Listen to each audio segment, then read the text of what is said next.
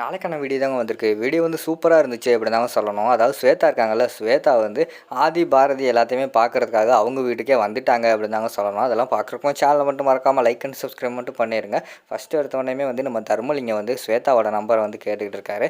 அம்மாடி ஆண்டாளு, அந்த நம்பரை மட்டும் வாங்கி கொடுமா, நான் பேசிக்கிறேன் அப்படிங்கிற மாதிரி வந்து சொல்கிறாரு. இல்லைப்பா அதெல்லாம் பேச வேண்டாம், அவள் வந்து ரொம்ப கெட்டவ அப்படின்னு சொல்லிட்டு ஆல்ரெடி அழகர் வந்து என்கிட்ட சொல்லியிருக்காரு. அதனால் வந்து பேச வேண்டாம்ப்பா அப்படிங்கிற மாதிரி சொல்கிறாங்க. அதாடி சின்ன பையங்க பேசுகிறதுக்கும் எங்களை மாதிரி பெரிய ஆள் பேசுகிறதுக்கும் வித்தியாசம் இருக்குமா? நாங்கள் வந்து அவங்கள பேசி புரிய வச்சு என்னதான் இருந்தாலும் அவங்க மாமா செஞ்ச தப்புக்கு ஆதி என்ன பண்ணுவார்? அவங்க மாமா வாயாலேயே வந்து தப்பு செஞ்சுட்டேன் அப்படின்னு சொல்லிட்டு உண்மையை ஒத்துக்கிற வச்சிட்டோம்னா அதுக்கடுத்து ஆதி பாரதி சேர்ந்து வாழ்ந்துக்கிடுவாங்க. அவங்களும் சந்தோஷமாக போய் அங்கே சென்னையில் இருக்கட்டும், எதுக்கு இங்கே இருந்துக்கிட்டு கஷ்டப்படணும் அவங்க அம்மா அப்பாவெல்லாம் பிரிஞ்சுக்கிட்டு அப்படிங்கிற மாதிரி சென்டிமெண்ட்டாக பேசுகிறாரு. அப்படி பேசினோடனே அவங்க மனசு வந்து இறங்கிடுது. சரிப்பா, நான் வந்து அழகர்கிட்ட வந்து ஃபோன் நம்பர் கேட்டு வாங்கி தரேன் அப்படிங்கிற மாதிரி சொல்லிவிட்டு அவங்க அந்த இடத்துலேருந்து போயிடுறாங்க. அதுக்கடுத்து வந்து நம்ம அழகர் இருக்கார்ல, அழகர் வந்து எல்லா சேரீயையும் கட்டில் வந்து லைனாக அடுக்கி வச்சுக்கிட்டு பார்த்துக்கிட்டு இருக்காரு. இங்கே வாடி, சேரீ எப்போயிலேருந்து கட்டுற அப்படிங்கிற மாதிரி வந்து ஆண்டாள்கிட்ட கேட்குறாங்க. என்னடா கொஞ்ச நாளாக தான் கட்டிக்கிட்டு இருக்கேன் அப்படிங்கிற மாதிரி சொன்னோன்னையும், சரி இந்த சேரீ பேரெல்லாம் தெரியுமா அப்படிங்கிற மாதிரி கேட்காரு. எனக்கு அந்த அளவெல்லாம் தெரியாதுடா அப்படிங்கிற மாதிரி சொன்னோன்னையும் ஒவ்வொரு சேரீயாக சொல்லி கொடுக்காரு. இது ஒரு சில்க் சேரீ, இது காட்டன் சேரீ, இது வந்து பூனம் அப்படி இப்படின்னு என்னென்னமோ சொல்லிக்கிட்டு இருக்காரு சேரீயோட வகையெல்லாம் சொல்லிவிட்டு அதுக்கடுத்து அவங்க இதெல்லாம் நம்ம வந்து கடையில் இனிமேல் ஜவுளி கடை ஆரம்பிக்க போகிறோம், இதெல்லாம் தெரிஞ்சுக்கணும்டி, கஸ்டமர் வந்து கேட்டாங்கன்னா டக்குன்னு எடுத்து கொடுக்கணும்ல அப்படி இப்படின்னு பேசிக்கிட்டு இருக்காங்க. அப்போது வந்து நம்ம ஆண்டாள் வந்து விஷயத்தை ஓப்பன் பண்ணுறாங்க. டேய், எனக்கு வந்து அந்த ஸ்வேதாவோட நம்பர் இருந்தால் கொடுக்குறியா அப்படிங்கிற மாதிரி கேட்டவொடனே, ஏன்டி திடீர்னு ஸ்வேதாவோட நம்பரை கேட்குற அப்படிங்கிற மாதிரி வந்து கேட்காரு.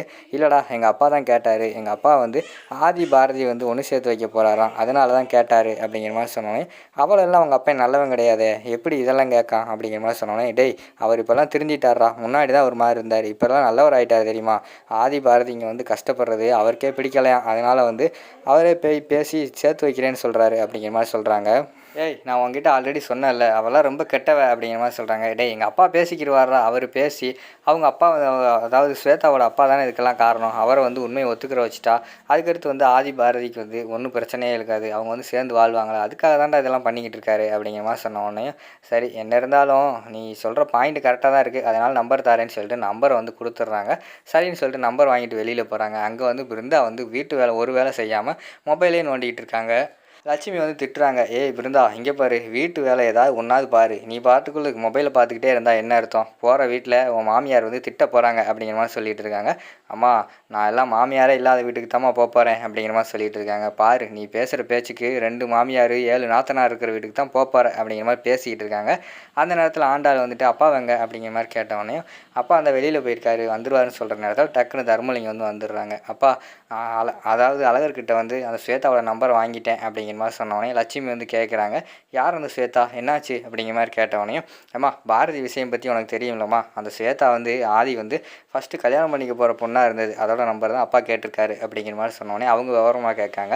என்ன விஷயம், எதுக்காக வந்து நம்பரை கேட்காங்க அப்படிங்கிற மாதிரி கேட்டவொடனையும், அப்பா வந்து அந்த ஸ்வேதா கிட்ட பேசி உண்மை எல்லாத்தையுமே வெளியில் சொல்லிவிட்டு ஆதி பாரதியை வந்து நிரந்தரமாக சேர்த்து வைக்க போகிறாரு அப்படிங்கிற மாதிரி சொன்னோடனே, ஏண்டி இது உங்கள் அப்பா தானா, எனக்கு என்னமோ டவுட்டாக இருக்கே அப்படிங்கிற மாதிரி பிருந்தா கிட்ட கேட்குறாங்க.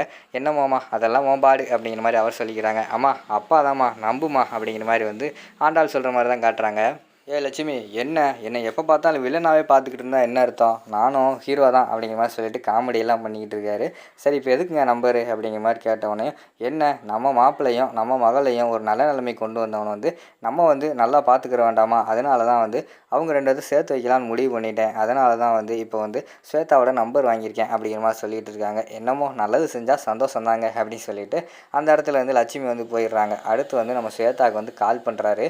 கால் பண்ணிவிட்டு ஹலோ அப்படிங்கிற மாதிரி சொன்னோடனே, சொல்லுங்கள் நான் வந்து மேலூர்லேருந்து கோட்டைப்பட்டி கிராமத்துலேருந்து பேசிக்கிட்டு இருக்கேன் அப்படின்னு சொல்கிறாங்க. என்ன விஷயம் அப்படிங்கிற மாதிரி கேட்டோடனே, அந்த ஆதி பாரதி இங்கே தான் இருக்காங்க அப்படிங்கிற மாதிரி சொல்கிறாங்க. இங்கே பாருங்கள், ராங் நம்பர், இந்த மாதிரி தேவையில்லாத நிறைய ஃபோன் வருது, நியூஸ் கொடுத்ததுலேருந்து பெரிய பிரச்சனையாக இருக்குது, ஃபோனை வைங்கன்னு சொல்லிட்டு கட் பண்ணிடுறாங்க.